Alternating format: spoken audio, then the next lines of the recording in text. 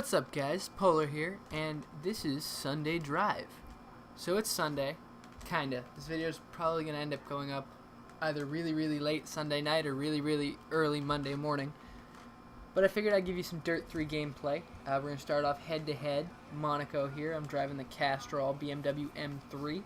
I think it's the 80s class that gives you the Opel, the BMW, and the R5.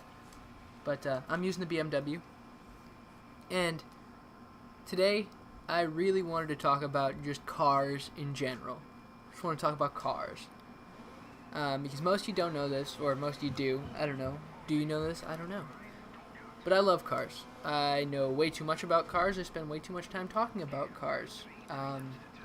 So I think I'm going to start with my favorite car. My favorite car is the Corvette C6 Z06 Carbon. If you ever have a question as to why that's my favorite car, inbox me. I'll give you a long, detailed response. But this was brought on today, as you see me fail right there, taking that hairpin. This is brought on today by seeing something while driving, and it was a minivan with a spoiler and rims. It scared me. I cried.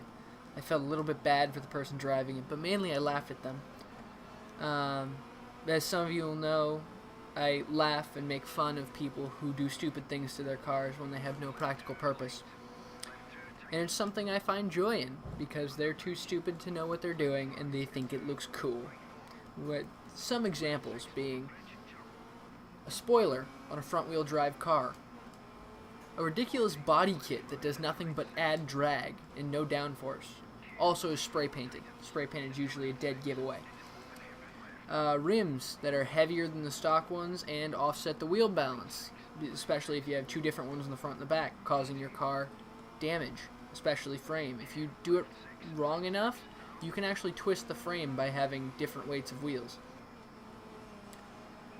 The next thing that really, as you see me here, I thought that was the end of the race, because most head-to-head races are just one and done. So I celebrate, do a donut or spin out, cross finish line, and I wasn't winning, and that wasn't the end. So I get back on my horse and see if I can keep my position, because I'm not going to win at this point.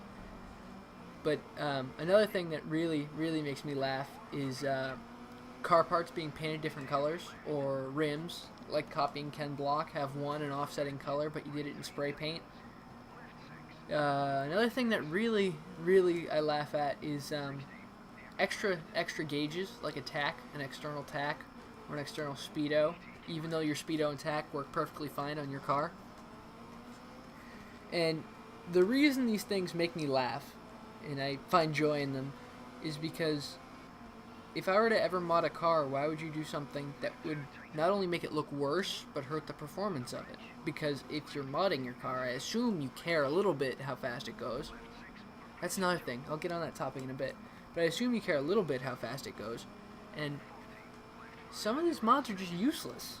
You know, if you want to spend $300 on a body kit, why not get a cold air intake? You know, people aren't going to see it and know your car's modded, but it'll give you more horsepower. I can tell you that for sure. Or why not, just do routine maintenance? Because a lot of these cars I see look really beat up, and then people put on really stupid parts.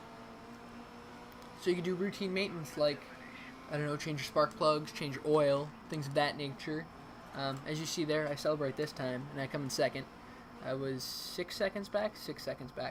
And here we're going to do Rallycross at the LA Coliseum. And I believe I'm going to be driving the Ford RS200 with the Ford livery on it. The actual Group B rally looking car. It's pretty awesome. But these cars are really beat up, and they're modded. So I feel like someone took all the money and time to add extra parts onto the car, but didn't take the time to keep the car in good standing, which just blows my mind. I mean, I drive a freaking 2001 Chevy Malibu. Am I going to go throw a huge spoiler on the back and different rims and, big freaking body kit and make it look totally riced out? No, I'm not. I'm going to change my spark plugs, change my brake pads, change the oil, put gas in the car, do things of that nature. And my car's going to run for a long time. It's got 181,000 miles on it, and it's still going.